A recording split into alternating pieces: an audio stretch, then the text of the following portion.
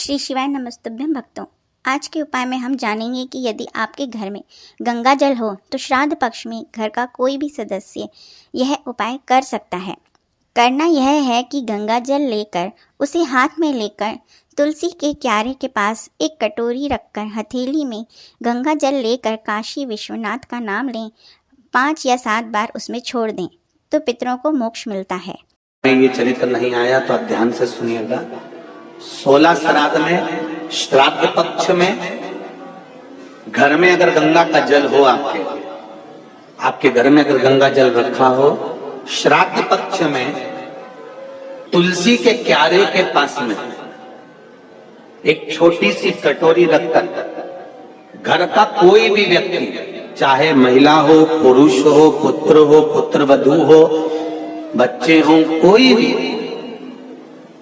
हथेली में गंगा जल लेकर अपने पूर्वजों का स्मरण कर और वो गंगा जल काशी विश्वनाथ के नाम से अपने पूर्वजों का नाम लेकर वो कटोरी में अगर 5 बार या 7 बार छोड़ देता है तो उसके पूर्वजों को पिंडदान और तर्पण की जरूरत नहीं पड़ती, उनको मोक्ष प्राप्त हो जाता है। अगर आपके घर में गंगा जल रखा हुआ हो तो पितृदोष है, ये आपको कैसे मालूम पड़ेगा? पितृ भूखे हैं, इसका तो वर्णन हमने पहले कर दिया कि रात्रि को जब आप सोने के बाद में 1-1.5 घंटे बाद अगर आपकी नींद खुल जाए, 1 घंटा 1.5 घंटा आप सोइए, उसके बाद जो नींद खुली तो 1-1.5 घंटे तक अगर आपको नींद नहीं आ रही है, रात्रि को सोने के बाद में 1 घंटे बाद जब उठे तो आपको प्यास लग गई, भूख लगने लगी, प्यास लगने लगी कि मेरे को पानी पीना पड़ेगा, घबराहट हो रही, पानी पीना पड़ेगा।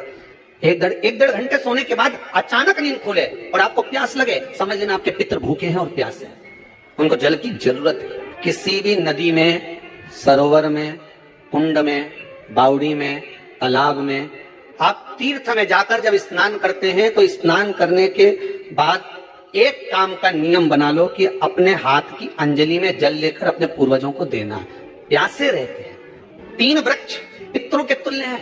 पहला पीपल, दूसरा बट वृक्ष, तीसरा बेलपत्र का वृक्ष, ये पितरों के तुल्य है। अगर आपको रात्रि में नींद नहीं आ रही है, ऐसा लगता है कि रात्रि को 1 घंटा 1.5 घंटा सोने के बाद कुछ गलत विचार आने लगते हैं, नींद सुबह 3 बजे तक 4 बजे तक नहीं आती, 4 बजे के बाद फिर नींद आती है, तो एक प्रैक्टिकल जरूर कर देखना।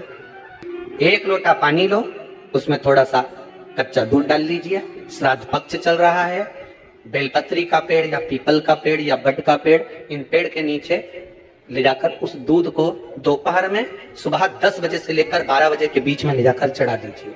रात्रि को फिर ना आपको प्यास लगेगी, ना भूख लगेगी, नींद एक बार लगी तो सुबह ही खुलेगी।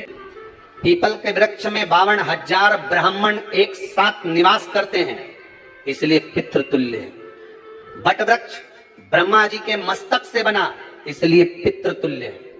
और बेलपत्री का वृक्ष माता पार्वती जी के अश्रु से बना। जब आंसू गिरे थे माता जगत जननी जगदम्बा पार्वती के, उस समय पर पितृलोक में हलचल उत्पन्न हो गई थी। हमारी नातिन की आंख में आंसू कैसे आ गए? मैनावती की पुत्री है, पितरों की नातिन, इसकी अश्रु कैसे गिर गए? पार्वती जी ने कहा, ये आंसू नहीं, मेरा पुण्य भाग प्रकट करती हूँ बेलपत्री के रूप में। तो पितरों ने वर दिया था कि ये बेलपत्री का वृक्ष हमारा आशीर्वाद है, इसके नीचे अगर कोई दीप लगाता है, शिव को स्पर्श कर चढ़ाता है, उसके पितरों की शांति होगी, हम स्वयं उसको आशीर्वाद देने के लिए पधारेंगे।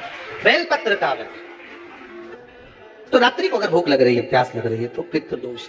दूसरा पितृदोष का लक्षण बताया, घर में कोई शुभ कार्य ना हो, वंश की वृद्धि ना हो, 1 रुपए कमाओ, 1.25 रुपए खर्च हो रहे हैं, पैसा 10 जगह से कमाई आ रही है पर घर में टिक नहीं पा रही है, आया गया, पितृदोष।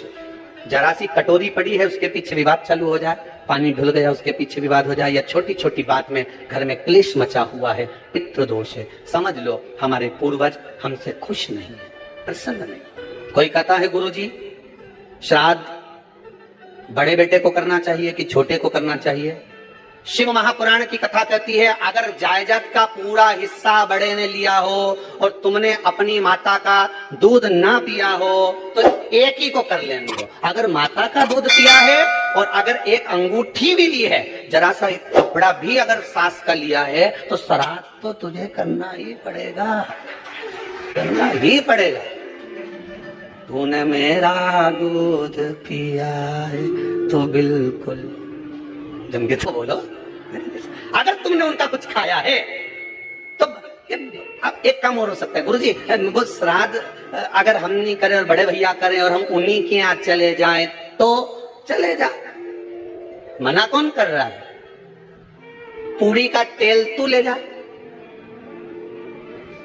खीर का दूध 2 थैली तू खरीद के ले जा, जितना वहां वो सेवा करे उतनी सेवा तुम करो। गलत है क्या? जायदाद का भी तो हिस्सा किया था।